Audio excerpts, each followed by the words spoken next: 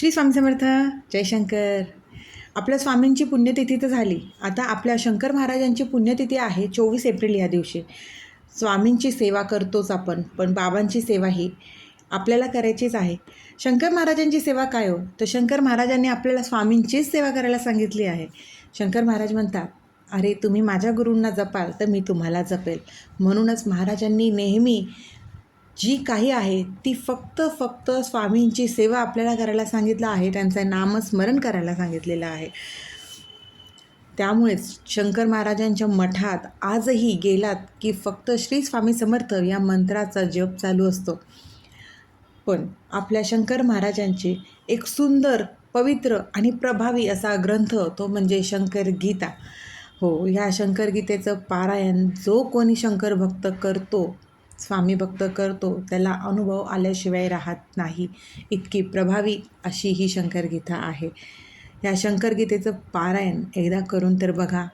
शंकर महाराजांनी अनुभव दिला नाही मग सांगा, नक्कीच अनुभव येतात. इतकी प्रभावी ही सेवा आहे. त्या शंकर गीतेच्या पारायणाच्या वेळेला महाराज उपस्थित राहतात. काही सेकंदासाठी तर का होईना, पण महाराज तुमच्या पारायणाच्या वेळेला उपस्थित राहतातच. मी याचा अनुभव घेतला आहे, मग तुम्हीही घेऊन बघा. असो, जे शंकर महाराजांच्या शंकर गीतेचं पारायण करायला लागले असतील किंवा सुरू करा, पण जर त्यांना हे शंकर गीतेचं पारायण करायला जमत नसेल अशांनी, खरं तर शंकर गीतेच्या पारायणाला म्हणजे शंकर गीतेला आपल्याला गुरुचरित्र पारायण करायला जेवढे कठीण नियम आहेत तितके कठीण नियम या पारायणाला नाही आहेत. मुळात संकल्पयुक्त सेवा जेव्हा आपण करतो तेव्हा परान्न, मांसाहार आणि ब्रह्मचर्य ह्या 3 गोष्टीचं पालन तर आपल्याला करायचंच असतं. आणि फक्त याचं शंकर गीतेचं पारायण करताना आपल्याला सकाळी ब्रह्ममुहूर्तापासून ते रात्री 8 वाजेपर्यंत आपण कधीही करू शकतो. आणि आपल्याला गुरुचरित्राच्या पारायणाप्रमाणे गादीवर झोपू नये किंवा ह्या गोष्टी बाकीच्या जमिनीवर झोपावं, एकधान्यमुक्त असावं, ह्या सगळ्या गोष्टी आपल्याला ह्या पारायणासाठी लागत नाही. त्यामुळे श्रद्धेने मनापासून जर शक्य असेल तर शंकर गीतेचं पारायण नक्की करा. अगदी मनापासून सांगते की शंकर गीतेचं पारायण करा आणि खरंच अनुभव घ्या शंकर गीतेचा. महाराजांच्या संपूर्ण लीला या ग्रंथामध्ये दिलेल्या आहेत आणि हा ग्रंथ वाचताना महाराज नक्कीच काहीतरी अनुभूती देत असतात. पण ज्यांना खरंच शक्यच नसेल, कारण का हल्लीचं आपलं आयुष्य अत्यंत धावपळीचं आणि धकाधकीचं झालेलं आहे, त्यामुळे आपल्या स्वामींचा जो तारक मंत्र आपण म्हणतो त्याचप्रमाणे आपल्या शंकर महाराजांचाही अगदी छोटासा असा प्रभावी तारक मंत्र आहे.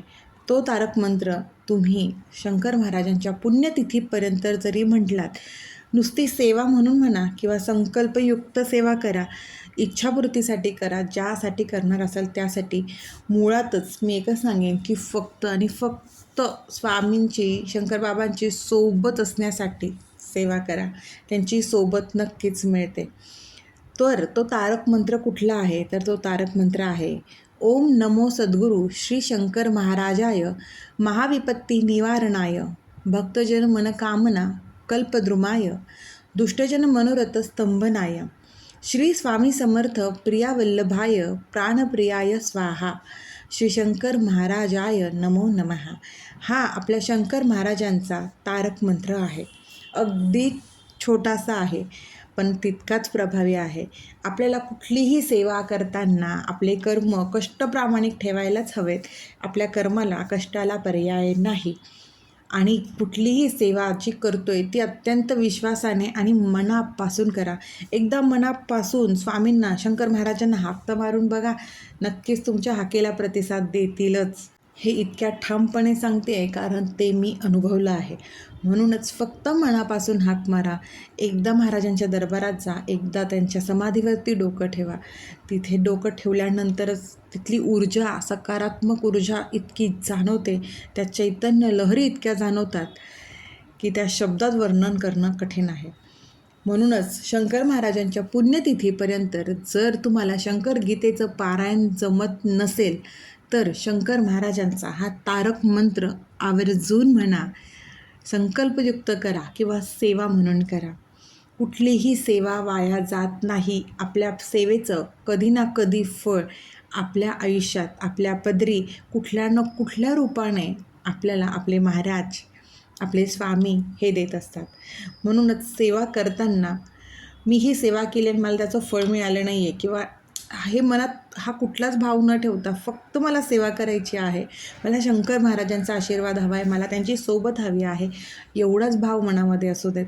महाराज नक्कीच आपल्या मनातला भाव ओळखतात आणि महाराज आपल्या नेहमी सोबत राहतात. खरंच अनुभव घ्या, शंकर महाराजांचा खरंच अनुभव घ्या. महाराज अजूनही आपल्या हाकेला धावून येतात. जेव्हा आपण चारी बाजूंनी हरतो ना, तेव्हा ही शक्ती आपल्याला बाहेर काढत असते. गरज असते फक्त विश्वासाने हाक मारण्याची. त्यामुळे विश्वासाने हाक मारा, महाराज नक्कीच प्रतिसाद देतील. श्री स्वामी समर्थ. अशक्य ही शक्य करतील स्वामी, अशक्य ही शक्य करतील स्वामी.